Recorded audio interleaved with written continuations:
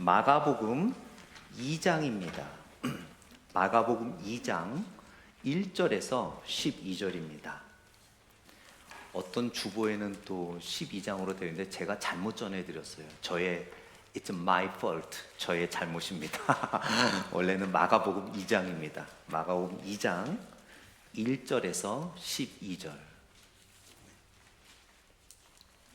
마가복음 2장 1절에서 12절 말씀입니다.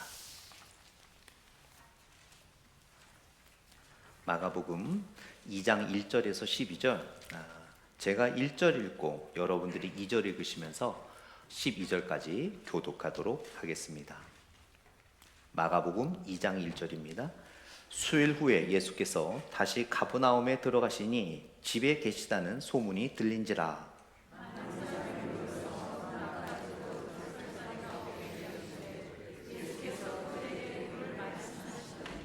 사람들이 한 중풍병자를 네 사람에게 메워 가지고 예수께로 올세.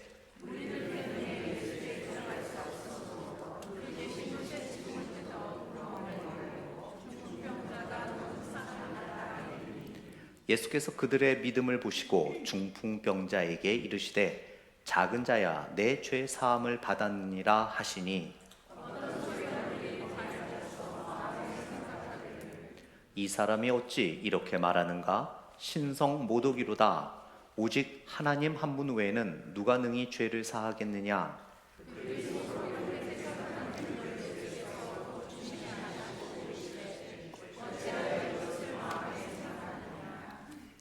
중풍병자에게 내 죄 사함을 받았느니라 하는 말과 일어나 내 상을 가지고 걸어가라 하는 말 중에서 어느 것이 쉽겠느냐?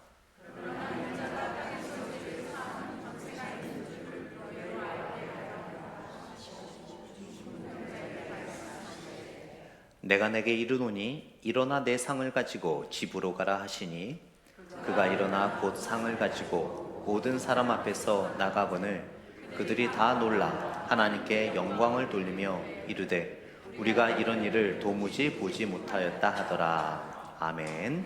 잠시 기도하겠습니다. 하나님 감사합니다. 오늘도 저희들에게 귀한 말씀을 주심에 감사합니다. 전하는 자나 듣는 우리 모두가 하나님 앞에 성령님의 인도하심에 따라 겸손히 마음을 열고 우리 각자에게 주신 하나님의 놀라운 뜻과 은혜를 경험하게 하여 주옵소서. 오늘 말씀 속에서 나에게 주시는 놀라운 진리를 깨달아 위로와 평안과 또 가야 할 길을 발견하며 삶의 참된 의미를 깨닫는 시간 되게 하여 주옵소서. 감사드리며 예수님 이름으로 기도드렸습니다. 아멘. 지금은 뚫는 기계가 많이 생겨서 그러는데요, 제가 어렸을 때만 해도 한국에는 이렇게 외치는 분들이 많이 계셨습니다. 뚫어 하고 외치는 거 혹시 들어보셨습니까? 뚫어 하면은 뭐 변기를 뚫든지 하수구를 뚫든지 뚫어 외치는 분들이 굉장히 많았어요. 근데 요즘에는 뚫어 외치는 분이 없죠. 왜냐하면 뭐 미국에서는 홈디팟이나 어디를 가든 그냥 뚫을 수 있는 기계나 액체, 화학 제품들이 많이 있습니다. 참 막힌다는 것이 여러 가지 큰 문제가 있지요. 집에서는 하수구나 변기가 막히면 참 애로사항이 많이 있습니다. 그리고 몸도 마찬가지예요. 사람의 생명을 위협하는 것이 어떤 큰 병이 아니라, 큰 병도 있겠지만은 보이지 않는 작은 그 미세한 혈관을 눈에 찾기에도 보이기도 힘든 그 혈전 하나가 막혔을 때 우리는 손이나 발을 잘라야 되는 경우까지 가기도 하고 생명을 잃기도 합니다. 그렇듯이 무엇인가가 막힌다라는 것은 참으로 우리 삶에 많은 불편함과 생명의 위기도 주는 경우도 많이 있죠. 오늘 본문에 보게 되면 그러한 영적인 것, 육체적인 것도 굉장히 중요하지만 영적인 상태를 뚫은 굉장히 중요한 세 가지 돌파를 오늘 본문에서 소개하고 있습니다. 물론 우리들의 삶 속에서 막힌 것도 뚫어야 되고 또한 우리의 건강에서 막힌 부분도 뚫어야 하지만 정말 오늘 본문은 영적인 부분에 있어서 뚫어야 되는 굉장히 중요한 내용들을 가르쳐 주고 있으며, 또한 우리의 영적인 삶 속에서 무엇을 뚫어야 되고 또 무엇이 뚫는지에 대한 굉장히 중요한 진리를 우리들에게 가르쳐 주고 있습니다. 그래서 저는 오늘 본문을 통해서 뚫어야 산다, 돌파의 힘, 그 막힌 것을 뚫은, 돌파한 세 가지를 함께 나누면서 귀한 진리의 은혜를 나누기를 원합니다.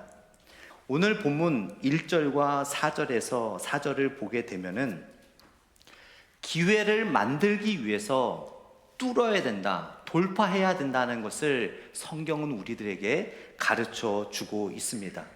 오늘 본문의 이야기는 여러분이 잘 아시는 이야기입니다. 중풍병자가 있었습니다. 걷지도 못하고 움직이지도 못하는 그러한 모든 삶을, everything, he needs for everything, 정말 모든 것에 있어서 다른 사람의 도움이 없이는 한순간도 살아갈 수 없는 사람의 이야기가 나옵니다. 그런데 무슨 약을 먹어보고 의사를 만나보고 모든 방법을 다 해봤지만 그를 고칠 수 있는 의사나 약은 없었지요. 그러다가 예수님께서 가버나움에 오신다는 이야기를 듣게 됩니다. 여러분이 그 중풍병자의 입장이라면 얼마나 예수님을 만나보고 싶겠습니까? 이미 오늘 본문 이야기 전에 예수님에 대한 소문은 다 퍼졌죠. 정말 그 능력과, 말씀의 능력과 병자를 고친다라는 그 능력의 소문이 많이 퍼졌기 때문에 이 중풍병자는 예수님을 꼭 만나보고 싶었습니다. 그런데 그 이야기를 이 사람만 들은 것이 아니라 그 주위에 있는 친구들이 같이 들었죠. 그래서 그 친구들이 그 병자를 메고 예수께로 나아갑니다. 예수께로 나아가는데 큰 장벽이 그들의 길을 막고 있었어요.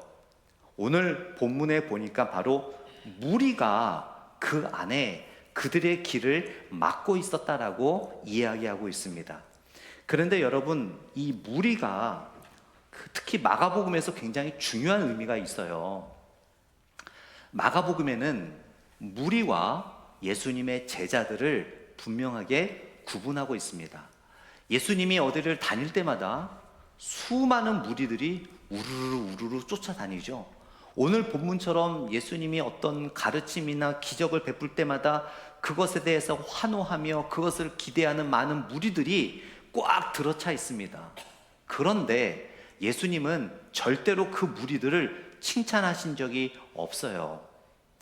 마가복음에서 특히 나오는 이 무리, 군중들은 어떤 의미로 보여지냐면요, 바로 참된 믿음이 없이 예수님의 기적과 능력에 환호하며 쫓아다니는 사람들, 언제든지 고난과 어려움이 닥치면 예수님을 등지고 믿음을 버리는 사람들의 모습으로 늘 무리가 등장하고 있는 것을 보게 돼요. 그 반면에 마가복음을 보게 되면 집, 하우스라는 단어가 종종 나오는데 이 집이라는 단어를 사용할 때마다 참 특이합니다. 특히 이 마가복음을 쓴 마가는 이 헬라어 단어 집이라는 단어를 언급하며 집에 관계된 이야기를 할 때마다 참된 제자들에게, 믿음이 있는 자들에게 예수님이 참된 믿음을 소개하는 곳, 참된 믿음이 태동하는 곳, 참된 믿음이 있는 사람들이 모이는 곳을 집이라고 표현하고 있어요. 더 재밌는 것은 참된 믿음이 없고 겉모습만 있는 무리들과 참된 믿음이 있는 사람들의 믿음의 태동과 거주지로 알려지는 그 집이라는 헬라어 단어의 그 원어의 모습들이 비슷하다라는 거예요. 즉 같은 단어에서 파생되었다라는 거예요. 좀 어려울 수는 있지만 이 마가복음에서는 무리와 집을 서로 대조하고 있는 것을 보게 됩니다. 그런데 오늘 본문에 그 무리와 집이 같이 나와요.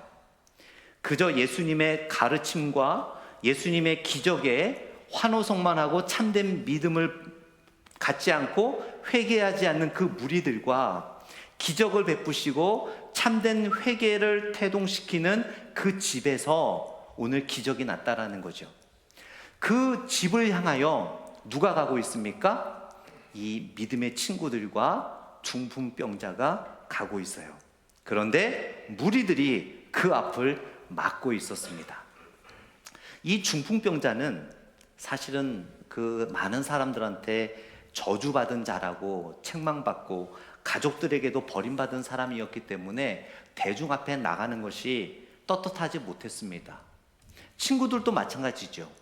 그러나 그 친구들은 자신들의 맡고 있는 그 무리를 향해서 포기하고 돌아간 것이 아니라 기회를 만듭니다. 예수님께 나아가는 기회를 만들며 그 기회를 위하여 뚫고 나아가는 그러한 돌파를 그 친구들이 보여주는 것을 우리는 알 수 있습니다. 오늘 본문에 보게 되면 그 친구들이 지붕으로 올라가죠. 그리고 지붕을 파기 시작합니다. 여러분 생각을 해보세요. 우리가 이렇게 예배를 드리고 있는데 갑자기 우리 교회 천장에서 쿵쿵쿵쿵 발소리가 나고, 야 이거 어떡하지, 막 수뚝수뚝 거리는 소리가 나는데, 지금 설교하는 순간에 갑자기 먼지가 뚝뚝뚝 떨어지더니 천장에 나무 판다기가 떨어지고 구멍이 나기 시작합니다.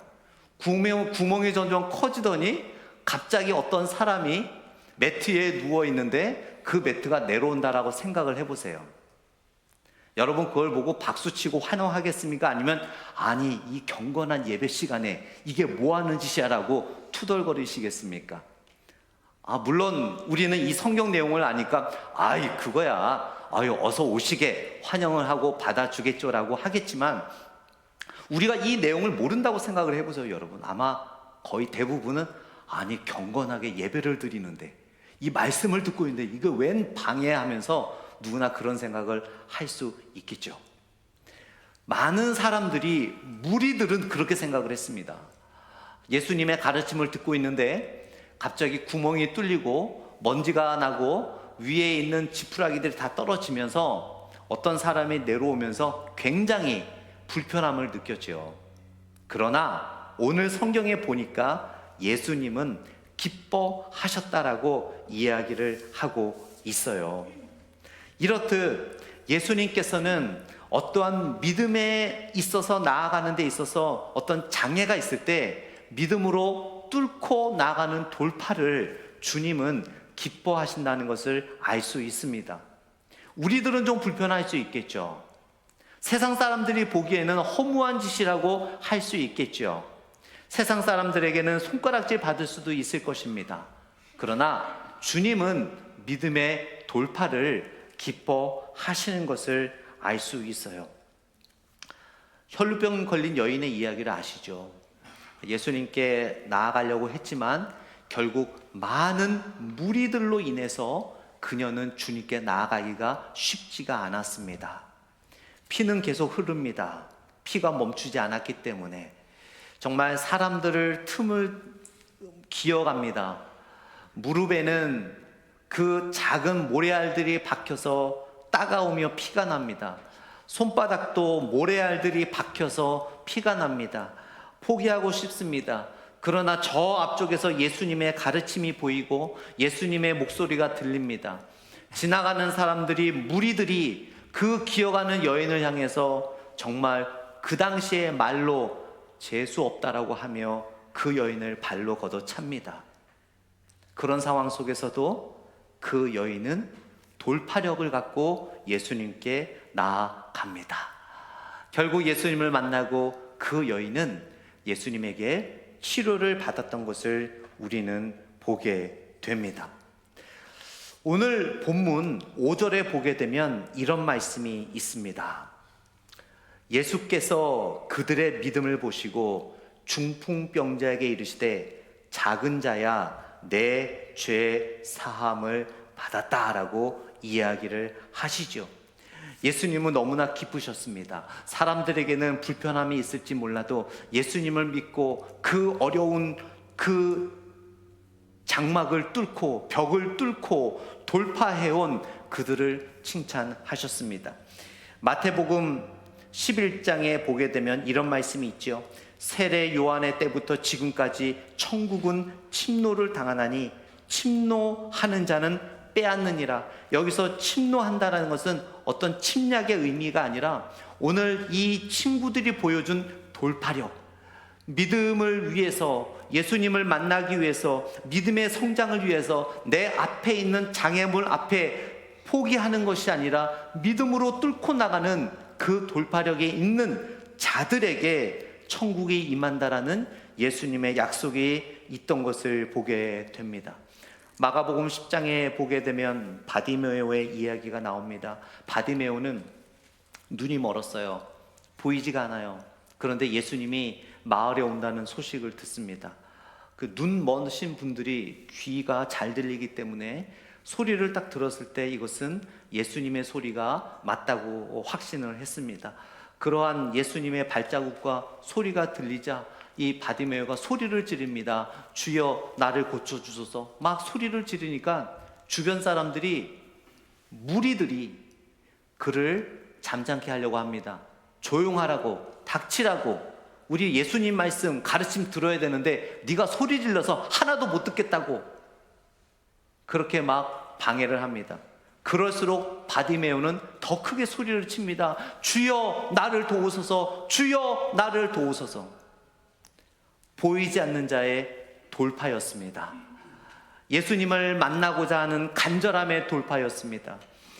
그가 손가락질을 받고 무시를 당해도 가장 중요한 예수님을 만나야 된다라는 그 믿음 하나로 그곳을 뚫고 나아갑니다. 그때 예수님은 그를 보시면서 그를 고쳐 주셨습니다. 예수님께서 걸음을 멈추셨어요. 그 돌파하는 그 바디메오를 보시고 걸음을 멈추시고 제자들에게 이야기를 합니다. 그를 데리고 오라. 여러분, 우리가 삶에 정말 예배드리기 어렵고 말씀 보기 어렵고 기도하기 어렵고 섬기기 어렵고 여러 가지 신앙생활 하는데 많은 그 벽들과 장애물이 있을 때 여러분, 그 앞에서 포기하지 마시고 이 중풍병자의 친구들처럼, 혈루병 여인처럼, 바디메오처럼 주님 앞에 믿음으로 돌파하며 담대히 나아갈 때 주님께서 여러분을 초대해 주실 줄 믿습니다. 주님께서 여러분의 삶에 더욱 가까이 나아가실 줄 믿습니다. 여러분이 유람선을 타고 가는데 배가 침몰하게 됐다고 한번 생각을 해보세요. 그래서 선장이 구명보트를 내렸습니다. 구명보트를 내린 상황 속에서 여러분들은 구명보트를 타겠습니까? 안 타겠습니까? 이렇게 한번 생각을 해볼까요? 선장이 여러분 구명보트를 타셔야 됩니다. 안 타면 여러분들은 생명을 구할 수가 없습니다. 그런데 만약에 어떤 사람이 선장님, 저는 한 발자국 이상을 크게 내딘 적이 없어요. 또 저는 성격이 너무 내성적이에요. 저는 MBTI에서 I예요. 철저한 내성적입니다. 저는 지금 바빠서 구명보트를 탈 수가 없어요. 저는 이런 작은 배를 타본 적이 없어요. 저는 겁이 납니다. 온갖 핑계를 댄다면, 만약 그런 핑계를 대는 사람이 있을까요, 여러분? 아무리 한 발자국 이상을 내딘 적이 없었던 사람이라 할지라도, 작은 배를 타본 적이 없었던 사람이라 할지라도, MBTI에서 극단적인 내성적 성격이 나왔다 하더라도, 운동을 한 번도 해본 적이 없는 사람이라도 생명과 죽음 앞에서는 선택이 없습니다. 돌파합니다. 무조건 탑니다. 오히려 안 타는 사람이 이상한 사람이죠. 우리가 신앙생활함에 있어서, 신앙에 있어서 돌파하지 못하는 이유가 있어요. 예수님께 나아가는 문제, 내 신앙을 성숙시키는 문제가 아직도 여전히 삶과 죽음의 문제라는 중요한 인식을 하지 못하기 때문이에요. 예배는 드려도 되고 안 드려도 되는 것, 섬겨도 되고 안 섬겨도 되는 것, 겸손해도 되고 겸손하지 않아도 되는 것, 말씀을 읽어야 되지만 바쁘고 힘들고 할 일이 있으면 안 읽어도 되는 것, 기도해야 되지만 모든 일들이 everything is going well 잘 될 때는 기도하지 않아도 된다고 생각하는 것, 아프고 힘들고 고단할 때만 기도하고 모든 것이 좋을 때는 기도하지 않는 모습들, 왜 그렇습니까, 여러분? 우리는 신앙을 죽고 사는 문제로 생각하지 않고 있기 때문이에요.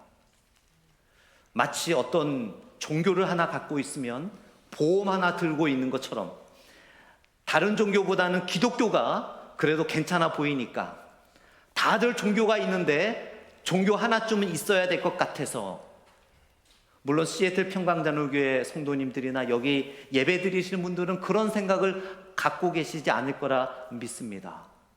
그러나 많은 사람들이 신앙생활을 죽고 사는 문제로 생각하지 않고 삶의 엑스트라로 생각하고 있기 때문에 우리는 돌파하지 않고 그 앞에서 포기하는 거예요. 중풍병자의 친구들은 죽고 사는 문제로 생각했습니다. 지금 오늘 이 순간에 내 친구가 예수님을 만나지 않으면 얘는 평생 중풍병자로 살아갈 수밖에 없을 것이다. 비록 사람들한테 책망을 받고 사람들한테 욕을 먹고 사람들한테 침뱉음을 당한다 하더라도 우리는 오늘 이곳을 돌파하여 이 친구를 예수님을 만나야 되겠다. 주님은 그걸 보신 거죠. 그래서 주님께서 오늘 그 성경의 원어를 보게 되면 믿음들이라는 복수형을 썼어요. 예수님께서는 여러분 중풍병자의 믿음을 보신 게 아니에요. 중풍병자를 데리고 온 그 친구의 믿음을 보신 거예요. 믿음들을 보신 거예요. 믿음들을 보시고 예수님은 그 중풍병자의 병을 치유해 주셨습니다. 여러분, 이 믿음의 돌파는 나를 위해서 돌파도 해야 되지만 여러분, 여러분의 남편을 위해서, 여러분의 아내를 위해서, 여러분의 자녀들을 위해서, 여러분들의 부모님들을 위해서, 여러분들의 조부모님들을 위해서, 여러분들의 지인들을 위해서, 여러분들의 친척들을 위해서 아직 예수님께 나아가지 못하신 분들이 있다면 그분들을 위해서 우리의 믿음을 끊임없이 발전시키고 장애물들을 돌파해 나갈 때 예수님은 여러분의 그 돌파하는 믿음을 보시고 여러분의 자녀들을 회복시켜 주시고 고쳐 주실 줄 믿습니다. 여러분의 부모님들을 회복시켜 주실 줄 믿습니다. 여러분들의 친구들을 회복시켜 주실 줄 믿습니다. 물론 당사자의 믿음도 중요하죠. 그러나 주님은 그렇게 주변 사람들의 돌파 있는 믿음을 보시고 그들의 기도를 응답해 주셨다는 사실을 우리는 기억할 수 있습니다.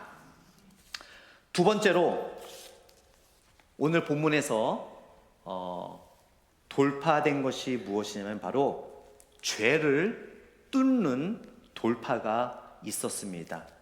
죄를 뚫었습니다. 오늘 본문 5절에서 7절 말씀을 보게 되면요, 이런 말씀이 있습니다. 예수께서 그들의 믿음을 보시고 중풍병자에게 이르시되 죽은 자야 내 죄 사함을 받았느니라 하시니 어떤 서기관들이 거기 앉아서 마음에 생각하기를 이 사람이 어찌 이렇게 말하는가 신성모독이로다. 오직 하나님 한 분 외에는 누가 능히 죄를 사하겠느냐라고 말씀하고 있습니다. 여러분, 죄를 사함 받았다, 너의 죄가 사함 받았다라는 말과 일어나 걸어라라는 말 중에 어떤 것이 더 말하는 사람 입장에서는 쉬울까요?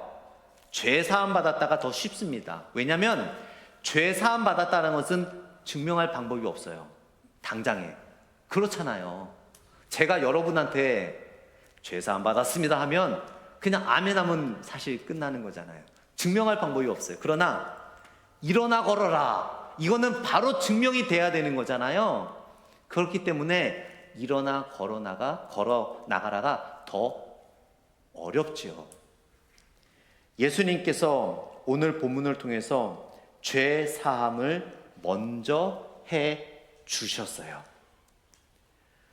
죄 사함을 해 주시면서 그 나중에 그가 일어나 걸을 수 있게 해 주셨던 것을 오늘 본문을 통해 보게 됩니다. 그랬을 때 서기관들이 투덜투덜거립니다. 당신이 뭔데 이 사람의 죄를 사할 수 있는가? 그거는 하나님만이 하실 수 있는 것이다 라고 투덜거리죠. 여러분, 이 서기관들을 미워하지 마세요. 이 사람들의 말은 맞습니다. 맞아요. 정말 하나님 외에 어느 누구도 죄 사함을 받았다라고 선포하는 자가 있다면 신성모독, 그 시대의 가장 큰 죄인 신성모독을 짓는 죄이기 때문입니다. 자, 그런데 예수님은 왜 그들에게 하나님도 아니면서 그들에게는 죄 사함을 받았다라고 선포하셨을까요? 여러분 한번 생각을 해보세요. 여러분이 다리가 아파서 갑자기 다쳐서 병원 응급실에 갔습니다. 의사가 왔어요. 여러분의 다리를 치유하기 위해서 왔죠. 그런데 갑자기 여러분을 보시면서 당신이 지난주에 어머니와 싸웠던 죄를 내가 용서합니다. 죄 사함을 받았습니다라고 한다면 여러분 너무나 황당하지 않겠습니까? 당황스럽겠죠. 그런데 만약 그 의사가 여러분의 아버지라면, 아버지여서 그 환자였던 여러분과 어머니의 다툼으로 인해 집안이 너무나 어려웠고 아버지까지도 어려움이 있어서 오랫동안 고통이 있었는데 그 순간에 아버지가 환자라 온 여러분에게 내가 너의 실수와 어머니와 다툰 것을 또 그로 인해 나에게까지 큰 피해가 왔는데 모든 것을 용서해 주겠다라고 하면 이것은 make sense, 이해가 되지 않습니까? 서기관들은 예수님께서 죄 사함을 받았다라고 말씀을 하실 때 그들은 인간적인 선생인 예수님만을 본 거죠. 여러분, 예수님은 인간의 육신을 입으신 전능하신 하나님이십니다. 예수님께서 죄 사함을 받았다라고 선포하신 것은 하나님의 아들로서 선포하신 것이 아니라 성경 말씀대로 우리의 육신을 입고 오신 하나님으로서 죄 사함을 선포하신 거예요. 이 시간에 여러분들에게 하나님께서 말씀하세요. Your sin is forgiven. 너의 죄가 사함을 받았다. 이것은 여러분 어떻게 증명할 수 있을까요? 성경이 이야기하고 있습니다. 여러분이 제가 선포한 이 이야기를 믿고 받아들이는 순간 여러분의 죄는 사함을 받게 됩니다. 아직 그리스도를 믿지 않는 분들이라면 하나님이 여러분 삶에 다른 문제들을 고쳐주시기를 바라며 여기 오셨을 수도 있죠. 가족 문제, 또 학업, 어떠한 삶에서의 스트레스, 압박, 인간관계의 문제, 또 미래에 대한 불안 등이 있겠죠. 이것들은 실제적으로 우리에게 해결될 필요성이 있습니다. 하나님은 그러한 여러분의 문제들에게 분명히 관심을 갖고 계세요. 하지만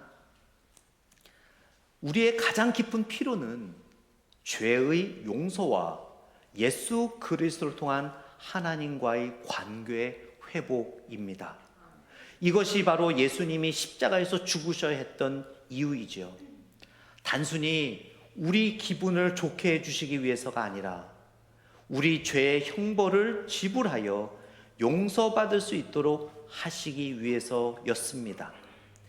예수님께서 내 죄의 사함을 받았느니라 라고 말씀하실 수 있었던 것은 곧 그 죄들의 대가를 자신의 피로 지불하실 것을 아셨기 때문입니다. 우리의 죄의 상징인 십자가의 못을 통해 예수님은 손이 뚫리시고 발이 뚫리셨습니다. 그리고 부활하셔서 우리의 죄로 인해 뚫리셨던 그 손과 발을 통해 하나님과 우리 사이에 막혀있던 담을 뚫으셨습니다. 그 문제가 가장 중요하고 우선되어야 했기 때문에 예수님은 그를 향하여 죄사함을 받았다라고 말씀해 주셨던 것입니다. 여러분, 예수님의 부활의 능력이 바로 여러분과 하나님 사이에 있던 담을 뚫는 돌파가 있었다라는 것을 기억하시고, 예수님과 관계된 영적 삶이 가장 우선순위로 되어야 된다는 사실을 기억하시기를 바랍니다. 마지막 세 번째로 의심을 뚫는 돌파가 있었습니다. 오늘 본문 8절에서 12절 말씀을 보게 되면 8절에 그들이 속으로 이렇게 생각하는 줄을 예수께서 곧 중심에 아시고 이르시되 어찌하여 이것을 마음에 생각하느냐. 중풍병자에게 뇌죄 사함을 받았니라 하는 말과 일어나 상을 가지고 걸어라 하는 말 중에서 어느 것이 쉽겠느냐. 10절에 그러나 인자가 땅에서 죄를 사하는 권세가 있는 줄을 너희로 알게 하려 하노라 하시고 중풍병자에게 말씀하십니다. 11절에 내가 내게 이르노니 일어나 내 상을 가지고 집으로 가라 하시니라고 말씀을 하셨어요. 많은 사람들이 의심하고 있었습니다. 과연 이 사람이 하나님의 아들이 맞는가? 메시아가 맞는가? 과연 죄 사함을 해준 것이 맞는가라는 그 의심 속에서 예수님은 그 중풍병자를 향하여 일어나 매트를 들고 집으로 가라라고 했어요.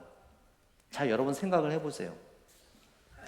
죄 사함을 받았다라고 말씀을 하셨는데 중풍병자의 몸은 아무런 변화가 없어요. 여전히 오래 누워 있어서 허리는 쑤시고 여전히 팔과 다리에는 아무 힘이 없습니다.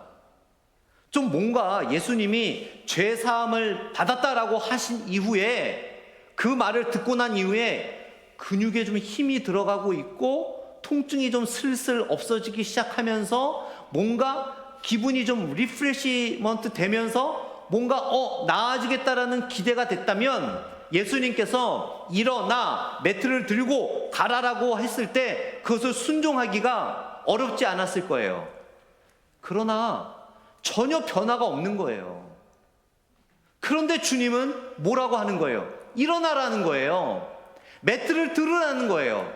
그리고 집으로 가라는 거예요. 여러분, 우리는 결과를 아니까 순종할 수 있겠지라고 생각되겠지만 어렵습니다, 여러분. 괜히 일어나려다가 넘어지면 그 많은 무리들이 자기를 다 보고 있는데 얼마나 창피해요. 돌이킬 수 없는 그 무시를 또 당할 수도 있다고요. 그러나 이 중풍병자는 믿음으로 모든 사람들의 의심을 뚫어버렸습니다. 과연 그게 될까? 거짓말 아니야? 어떻게 저렇게 평생 누워있던 중풍병자가 일어날 수가 있겠어? 말도 안 돼. 다 그런 의심의 상황 속에서 중풍병자는 믿음으로 일어납니다. 그랬더니 일어나지는 거예요. 그리고 매트를 듭니다. 매트가 들어지는 거예요. 그리고 이제 오랫동안 걷지 못했던 한 발자국을 내디더니 움직여지는 거예요. 그리고 집으로 갑니다. 여러분, 바로 이렇게 믿음의 순종이 여러분의 그 의심을 뚫을 수 있고 주위 사람들의 의심을 뚫을 수 있는 거예요. 아직까지도 기적을, 아직까지도 하나님의 능력을, 아직까지도 예수님의 능력을 의심하고 계십니까? 믿고 순종하십시오. 그 믿음의 순종을 통해 여러분들이 오랜 신앙생활 하면서도 하나님의 기적, 예수님의 기적을 대의심하고 있었다면 바로 그 믿음이 그 의심을 뚫게 될 줄 믿습니다. 예수님께서 가나안 혼인잔치에서 포도주가 다 떨어졌잖아요. 포도주가 없는 거예요. 그 예수님이 뭐라고 얘기합니까? 이 항아리에다가 물을 좀 담으라고. 이거 좀 어떻게 된 거 아니야? 예수님이 왜 저러시지? 그랬더니 마리아가 또 그러죠. 어여 담아라. 시키는 대로 해라. 투덜투덜거리면서 일단 하라고 하니까, 일단 투덜투덜거리면서 하라고 하니까 합니다. 아, 이게 왜 물을 자꾸 푸라 그래? 헛수고하는 거 아니야? 그러면서 뭐라 그래요? 떠다가 주라는 거예요. 엥? 하면서 항아리를 봤더니 그대로 물이에요. 포도주가 된 게 아니에요. 여전히 물이에요. 그런데 예수님이 뭐라 그래요? 떠다 주래요. 아니, 이게 물인데 찍어서 맛봅니다. 혹시 하얀 포도주인가? 백포도주인가? 물하고 색깔이 똑같아서 똑같아요. 물이에요. 그런데 뭐라 그래요? 떠다 주래요. 믿음으로 떠다 줄 때마다 포도주로 바뀌게 되는 거예요. 믿음의 순종으로 돌파를 했습니다. 수천 명들이 모여서 예수님의 말씀을 듣고 있죠? 배가 고픕니다. 왜냐하면 예수님의 말씀을 듣는 사람들은 대부분 가난했어요. 한 끼도 못 먹고 있는 사람들이 많았죠. 많은 사람들이 있는데 식사 때가 지났어요. 다들 배고파합니다. 근데 예수님은 더 말씀을 가르치셔야 되고, 제자들이 예수님께 얘기하죠. 이들이 이렇게 배고픈데 예수님, 뭔가 이들에게 먹을 것을 좀 줘야 되지 않겠습니까? 저희가 좀 시장에 가서 먹을 거를 좀 한번 알아볼까요? 근데 예수님께서 그럴 필요 없다고 하시죠. 한번 이 무리들 안에 뭐가 있는지 한번 찾아봐라. 긁고 모아봤더니 어린 소년이 갖고 있는 오병이어, 물고기 2마리와 보리떡 5개, 그게 전부 다예요. 어린아이가. 그때 예수님이 뭐라 그래요? 그 수천 명이 있는, 그거는 이 아이의 한 끼 식사? 많아야 하루 식사인데 그 어린아이의 식사를 갖고 5천 명 이상을 먹이라는 거예요. 말이 됩니까? 그렇다고 말씀을 하시고 나서 봤더니 이게 빵이 점점 커지거나 물고기가 고래처럼 커지면 이해를 해요. 똑같아요. 근데 이 똑같은 거 갖고 나눠주라는 거예요. 이 배고픔의 장벽을 어떻게 뚫으라는 건지 도저히 이해가 안 되는 거예요. 근데 제자들이 그래도 하라고 하니 믿음으로 해보자 하고 보리떡 5개와 물고기 2마리를 제자들이 나눠주기 시작합니다. 줄 때마다 이게 안 줄어요. 더 생기는 거예요. 빵을 이만큼 띄워주면 빵이 2배가 되고, 또 띄워주면 3배가 되고, 또 띄워주면 4배가 되고, 요만했던 물고기 머리 띄워줬더니 머리가 다시 생기고 줄어들지가 않는 거예요. 그 배고픔과 험난한 삶을 믿음으로 뚫었습니다. 과연 이들을 먹일 수 있을까라는 그 의심을 믿음으로 뚫었습니다. 여러분, 하나님의 기적, 예수님의 능력은 경험하고 믿는 것이 아닙니다. 믿음으로 순종할 때 여러분은 기적을 경험할 수 있습니다. 믿음으로 순종할 때 하나님의 능력을 경험할 수 있습니다. 예수님께서는 그 중풍병자에게, 아무런 변화가 없는 그에게 한번 믿음으로 일어나라, 믿음으로 매트를 집어라, 믿음으로 가라라고 했을 때 그는 아무런 변화는 없었지만 믿음으로 순종했을 때 그의 의심을 뚫을 수 있었습니다. 주변 사람들이 그것을 보게 되어 놀랍니다. 그렇구나, 이분이 메시아구나. 많은 사람의 의심까지도 그 중풍병자의 믿음으로 뚫게 되었던 것을 보게 됩니다. 말씀을 맺도록 하겠습니다. 여러분, 우리가 신앙생활을 하면서 장애물들이 많이 있죠. 주일날 예배에 오기 위해서 계획 세웠지만 여러 가지 주일날 성수하기가 어려운 장애물들, 말씀을 읽는데 생기는 장애물들, 기도하는데 생기는 장애물들, 섬기고 봉사하는데 생기는 장애물들, 교회의 여러 가지 제자 양육에 참여해야 되지만 그것에 생기는 장애물들. 여러분, 돌파는요, 성경에서 가르쳐준 돌파는 타이밍을 기다리는 게 아닙니다. 성경에 보면은 타이밍을 기다리는 사람들은 다 실패했어요. 믿음으로 돌파하는 사람이 성공합니다. 믿음으로 돌파하는 사람이 성취합니다. 믿음으로 돌파하는 사람이 얻습니다. 믿음으로 돌파하는 사람이 기적을 경험합니다. 세상은 우리들에게 타이밍을 기다리라고 합니다. 그러나 믿음은 타이밍을 기다리는 게 아닙니다. 바로 오늘 이 시간 믿음으로 돌파하는 것입니다. 여러분, 여러분의 그 신앙의 성장의 기회를 타이밍을 찾지 마시고 돌파해서 찾으십시오. 여러분의 의심을 믿음으로 돌파하십시오. 하나님의 놀라운 기적을 경험하시게 될 것입니다. 우리 시간에 다 같이 일어나셔서 함께 같이 기도하기를 원합니다.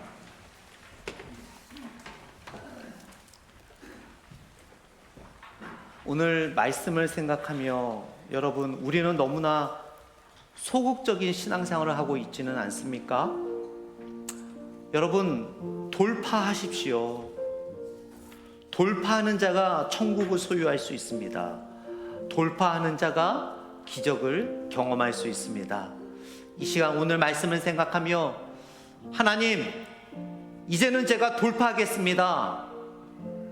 주일 예배, 제자 양육, 목장 모임, 여러 가지 교회에서 있는 행사들 바쁠 것 같고 타이밍이 안 되고 여유가 없어서 못했지만 이제는 돌파하겠습니다.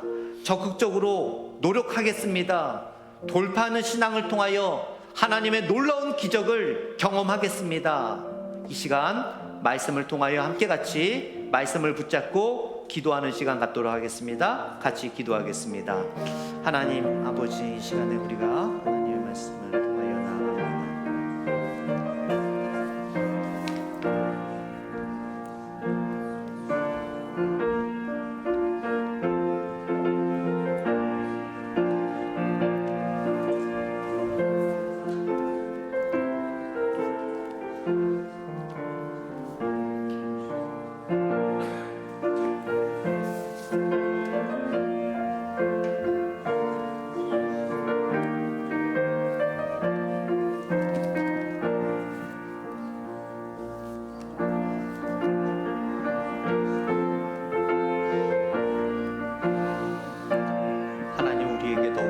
신앙을 허하여 주시고 아버지 안에 더욱더 우리가 적극적으로 돌파하는 믿음을 갖게 하여 주시옵소서.